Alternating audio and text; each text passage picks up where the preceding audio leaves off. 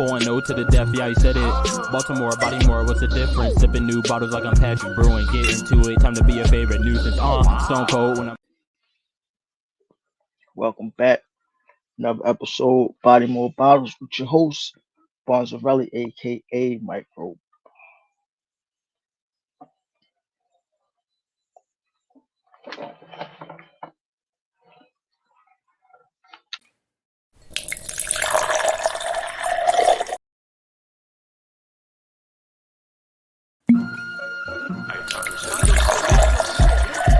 Pouring no to the death, yeah, he said it. Baltimore, Bodymore, what's the difference? Sipping new bottles like I'm Patrick Brewing. Get into it, time to be a favorite nuisance. Stone cold when I'm. Welcome back. Another episode of Body More Bottles, Baltimore's #1 alcohol review show, with your host, Bonzarelli, aka Micro Brew McIntyre. Had to bring that name back out because today is going to be like a throwback kind of thing, when we first started, we was heavy into the beers, and I haven't been drinking too much different types of beers. I've basically been drinking like light beers lately. Kind of into that right now, but uh used to be into the beers a lot. So we're gonna get back into some beers. We're gonna do some beer reviews today, but not just any beers. We're gonna review some old vintage beers. Some beers that I just been having sitting around for a while. Some of them I had since before I even started doing the show. Just on the humble collecting, kept them in. What a better time than to drink them than now. So, without further ado, y'all already know. Don't come here to lollygag. Let's get straight into this body bag. First, we're gonna start with the youngest beer. I guess I got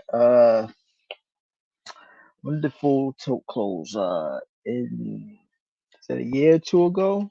So this beer I've got here is probably at least a year old. I've got the full tilt Tap House Classic Doppelbock. Shout out to all my whole Full Tilt crew. Rest in peace, Full Tilt. Ever since then, I ain't really been into the craft beers lately. So let's get back into it. Here we got a Full Tilt Nick and Dan's Tap House Classic.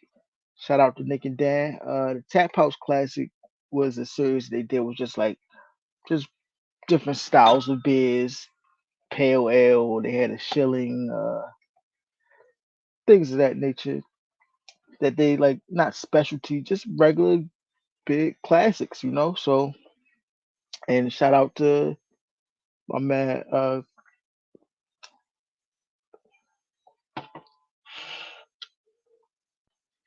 and shout out to Bryce. He's the one who came with this Doppelbock, and Josh. They both brewed it. So, cheers to you guys. Oh, that's no good.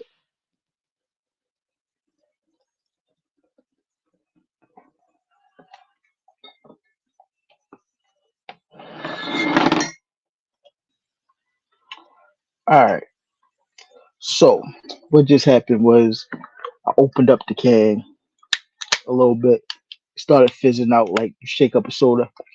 So, I guess we have been sitting around for a little while, and maybe that's what happened.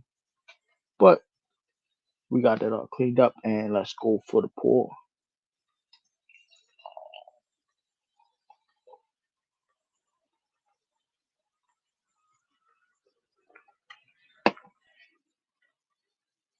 All right. I think I might have reviewed this before, but it was new when I reviewed it the first time if I did. So you can see the color's still nice and dark like it's supposed to be. A lot of aromas coming through.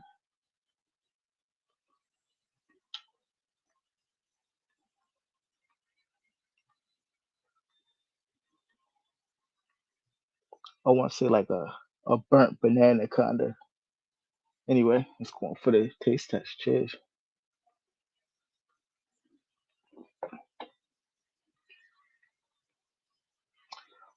It tastes the same as when it first came out to me. Nice malty beer.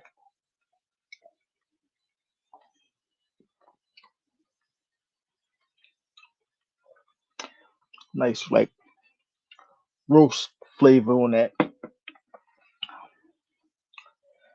Even what, a year or two later, that's still a good beer. I'm gonna give that one 3.2, 3.2 body bags on the body more bottle scale. Up next, this one is from 2019, I do believe. Do I even have a? Yeah, all right. We got Guinness Open Gate Stock Ale aged in bourbon barrels. Now I did review this one before on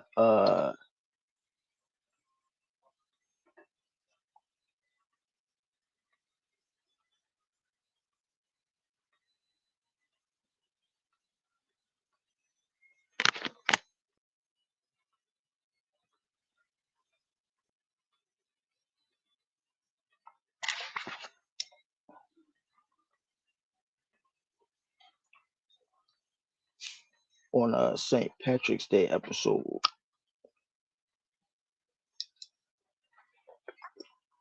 This one is, like I said, it's 2019. 10% alcohol by volume, aged in bullet bourbon barrels from Guinness.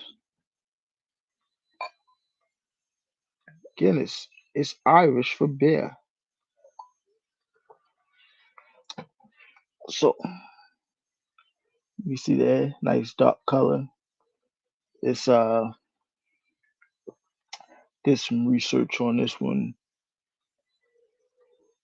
It's made here in Baltimore. Well, Hilltop is actually where their brewery is.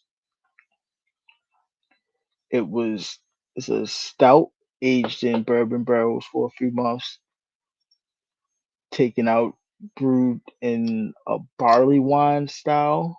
So if you know what a barley wine, kind of like a stout basically, but I guess like without the milk or whatever, maybe I don't know.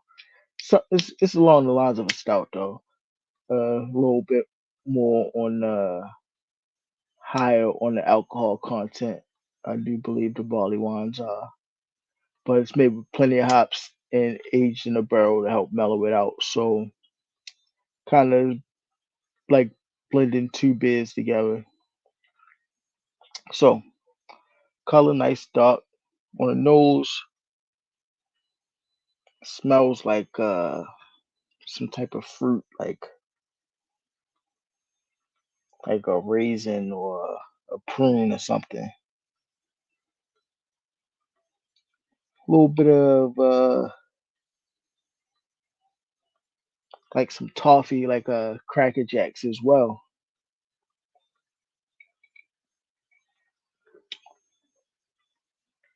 And on the taste, that toffiness comes through again. Like like I said, it's kind of like a Cracker Jack type of or whatever that toffee popcorn is. That's what it kind of tastes like. Some of that raisin flavor as well. A little bit of sweetness maybe from like the bourbon bro. Got some of that bourbon flavor in there as well.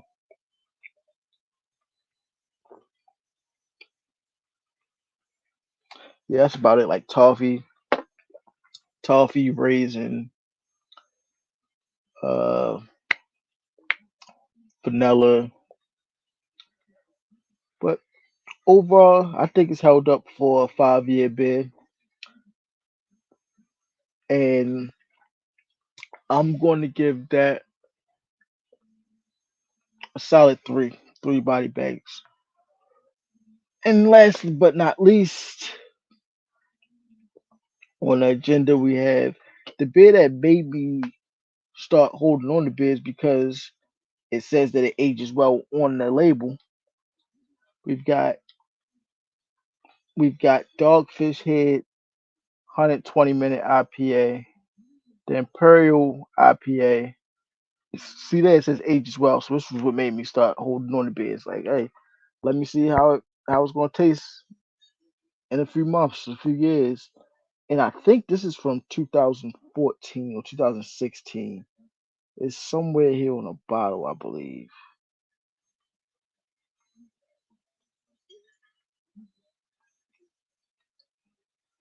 I thought it was. Is bottle 032218. 2018. This is from. It's what's the percent on this thing?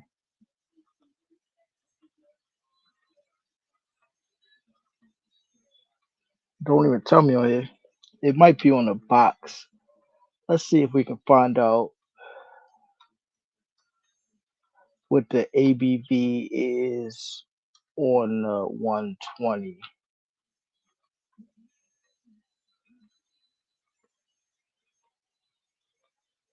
Between 15 and 20% says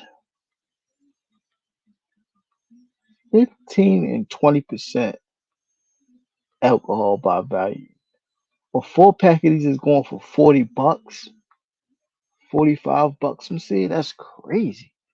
I know I didn't pay that much. If I did, then shout out to 2018 me for spending that much on 4 beers.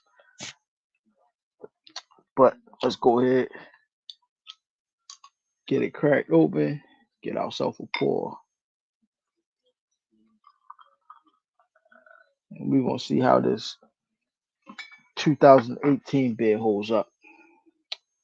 A little bit lighter than the other two, but I mean it's an IPA, it's not a Doppelbock or a stout or a stock ale.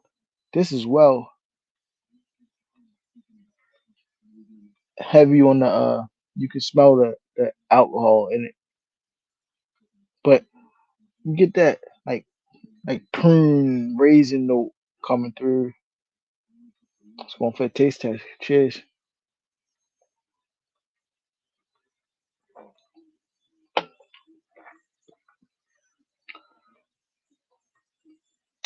It's pretty good. Still, I mean, probably be better cold, but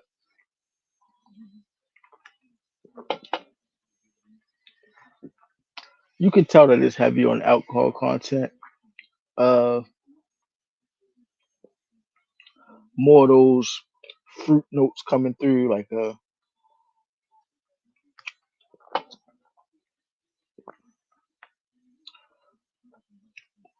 dark fruit, raisin, get some cherry as well.